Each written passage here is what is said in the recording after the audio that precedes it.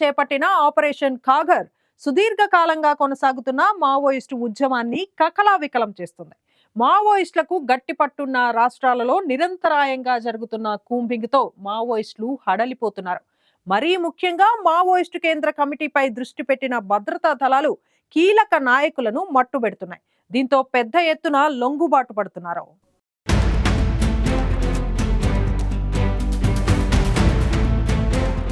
తాము చర్చలకు సిద్ధమని మావోయిస్టులు ప్రకటించిన కేంద్రం ససేమిరా అనటంతో మావోయిస్టులు పుట్టకొకరు చెట్టుకొకరుగా మారారు. క్షేత్రస్థాయిలో మావోయిస్టులు ఎన్కౌంటర్ భయంతో వణికిపోతున్నారు. ఫస్ట్ టైం భారీగా 71 మంది మావోయిస్టులు లొంగిపోయారు. మరోవైపు మావోయిస్టులలో మల్లోజుల వేణుగోపాల్ వర్గం తెచ్చిన చీలిక కూడా ఉద్యమానికి గొడ్డలి పెట్టుగా మారింది.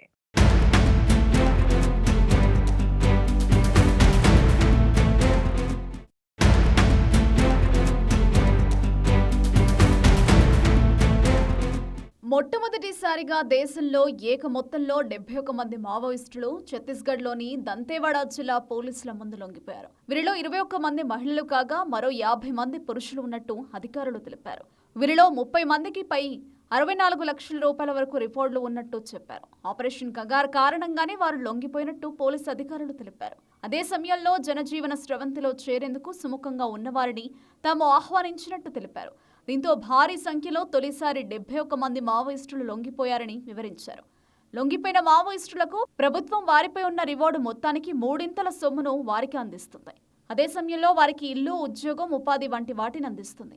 అదేవిధంగా కొన్ని రాష్ట్రాల్లో లొంగిపోయిన మావోయిస్టులపైన ఉన్న కేసులను కూడా ఎత్తేస్తున్నారు.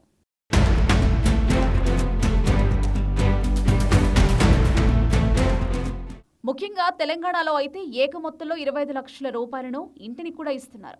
ఛత్తీస్గఢ్ ప్రభుత్వం 5 లక్షల రూపాయలతో పాటు ఇంటిని, ఉపాధిని చూపిస్తుంది. లొంగని వారిపై మరింత ఒత్తిడి పెంచుతున్నారు. కగారుతో కంగారు పెట్టిస్తున్నారు. మరోవైపు తాజాగా 71 మంది మావోయిస్టులు లొంగిపోయిన వ్యవహారంపై భిన్నాభిప్రాయాలు వ్యక్తమవుతున్నాయి. వారు గత నెలలోనే పోలీసులకు పట్టుబడ్డారని అంటున్నారు. అయితే వారిని వేరువేరు చోట్ల నిర్బంధించి మావోయిస్టుల కార్యకలాపాలకు సంబంధించిన వివరాలపై కూపి లాగారని ప్రజా సంఘాల నాయకులు చెబుతున్నారు. అంతేకాదు వీరిలో కొందరిని కోవట్టులుగా మార్చుకుని ఉద్యమాన్ని నిర్వీర్యం చేసేలా వ్యవహరిస్తున్నారని కూడా ఆరోపిస్తున్నారు.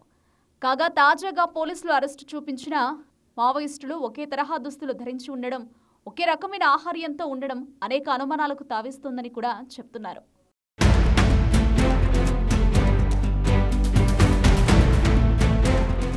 ఇదిలా ఉండగా నక్సలిజాన్ని పూర్తిగా నిర్మూలించే వరకు నరేంద్ర మోదీ ప్రభుత్వం విశ్రమించబోదని కేంద్ర హోంమంత్రి అమిత్ షా తెలిపారు. నక్సలైట్లో పోలీసుల ఎదుట లొంగిపోయి ప్రాణాలు నిలుపుకోవడమో లేదా భద్రతా బలగాల చేతిలో హతమవ్వడమో తేల్చుకోవాలన్నారు. వారికి 2 దారులు ఉన్నాయని తేల్చి చెప్పారు. ఆపరేషన్ బ్లాక్ ఫారెస్ట్ ను విజయవంతంగా పూర్తి చేసిన సిఆర్పీఎఫ్, ఛత్తీస్గఢ్ పోలీసులు, కోబ్రా దళాలను కేంద్ర హోంమంత్రి అమిత్ షా ఢిల్లీలో సత్కరించారు. ఈ సందర్భంగా మాట్లాడుతూ ఈ మేరకు వ్యాఖ్యలు చేశారు.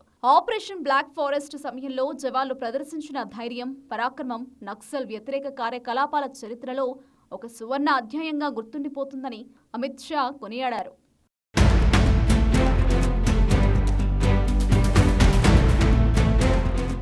విపరీతమైన వేడి, ప్రత్యేక భౌగోళిక పరిస్థితులు, మందు పాత్రల ప్రమాదాలను లెక్క చేయకుండా కర్రెగుట్టలో భద్రతా బలగాలు మావోయిస్టుల బేస్ క్యాంపును విజయవంతంగా ధ్వంసం చేశాయని ప్రశంసించారు. వెనుకబడిన ప్రాంతాలలో పాఠశాలలు, ఆసుపత్రుల నిర్మాణాలను అడ్డుకుని మావోయిస్టులు గిరిజనులకు తీవ్ర నష్టం కలిగించారని మండిపడ్డారు అమిత్ షా. నక్సల్స్ వ్యతిరేక ఆపరేషన్ల ద్వారా 6.5 కోట్ల మంది జీవితాల్లో కొత్త వెలుగులు నింపామని చెప్పారు. వచ్చే ఏడాది మార్చి 31 నాటికి దేశంలో నక్సల్స్ ను సమూలంగా నిర్మూలించేందుకు కట్టుబడి ఉన్నామని అమిత్ షా పునరుద్ఘాటించారు. ఈ నేపథ్యంలో మావోయిస్టుల ఏరివేత ముమ్మరంగా సాగుతుండగా మావోయిస్టు పార్టీ సంచలన నిర్ణయం తీసుకుంది. ఆయుధాలను వదిలి సాయుధ పోరాటానికి తాత్కాలిక విరామం పాటించాలని నిర్ణయించినట్లు వెల్లడించింది. భారతదేశంలోని పీడిత ప్రజల సమస్యల పరిష్కారం కోసం ప్రజా పోరాటాల్లో పాల్గొంటామని పార్టీ అధికార ప్రతినిధి అభయ్ పేరుతో ఒక ప్రకటన విడుదల చేసింది.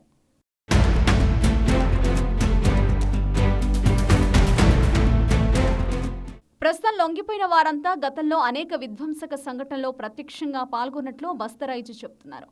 ప్రభుత్వ నిబంధనల ప్రకారం వారికి పునరావాసం కల్పిస్తామని ఓ ప్రకటనలో వెల్లడించారు. మావోయిస్టు పార్టీ డొల్ల సిద్ధాంతంతో విసిగిపోయామని లొంగిపోయిన వారు చెబుతున్నారని ఐజీ తెలిపారు. బస్తర్ రేంజ్ పోలీసులు ప్రారంభించిన పునరావాస కార్యక్రమాలు రాష్ట్ర ప్రభుత్వం అమల్లోకి తెచ్చిన కొత్త పునరావాస విధానం తమను ప్రభావితం చేశాయని వారు చెప్పారని ఐజీ తెలిపారు. హింసాయుత విధానాలు వదిలివేసేలా చేయడమే తమ ఉద్దేశమని, జనజీవన స్రవంతిలో కలిసే వారికి ఉపాధి అవకాశాలు కల్పిస్తామన్నారు. కేంద్ర ప్రభుత్వం చేపట్టిన ఆపరేషన్ కగార్తో మావోయిస్టుల వైపు భారీగా నష్టం వాటిల్లుతోంది. ఈ నేపథ్యంలో పెద్ద సంఖ్యలో మావోయిస్టులు లొంగిపోతున్నారు. కేంద్ర బలగాలు సాగిస్తున్న ఏరువేత కార్యక్రమంలో అత్యాధునిక పరికరాలు, డ్రోన్లు, ఉపగ్రహాలను వినియోగించుకుంటున్నారు.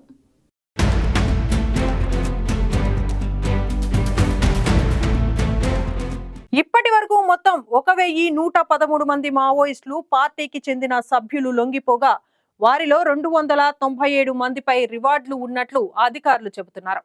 పార్టీలో అంతర్గత విభేదాలు కూడా ఈ లొంగుబాట్లకు కారణంగా చెబుతున్నారు విశ్లేషకులు.